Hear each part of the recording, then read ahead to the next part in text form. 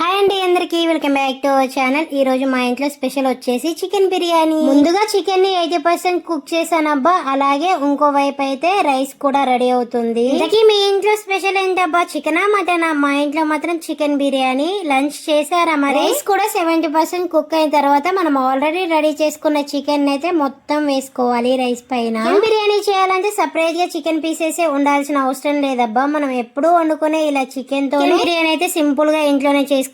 ఇంకోటి బాస్మతి రైస్ కూడా నేను వాడలేదు. ఇంట్లో డైలీ వండుకునే రైస్ తోనే చికెన్ బిర్యానీ అయితే చేస్తూ ఉంటానబ్బా. ఇలా చికెన్ బిర్యానీ చేయడం వల్ల టేస్ట్ చాలా బాగుంటుంది. బ్రౌన్ ఆనియన్స్, కొత్తిమీర టేస్ట్ కోసం నెయ్యి వేసుకొని మూత పెట్టి ఒక 20 minutes దమ్ చేస్తే వేడిగా చికెన్ బిర్యానీ అయితే రెడీ అయిపోయిందబ్బా. అప్పటికప్పుడు బిర్యానీ తినాలనిపిస్తే ఇలా ఇంట్లోనే ఈజీ అండ్ టేస్టీగా ట్రై చేయండి అబ్బా. టేస్ట్ చాలా బాగుంటుంది. వీడియో నచ్చితే చిన్న లైక్ ఇచ్చి వెళ్తూ జర మన ఛానల్ ని కూడా సబ్స్క్రైబ్ చేసేసుకోండి అబ్బా. Thank you for watching.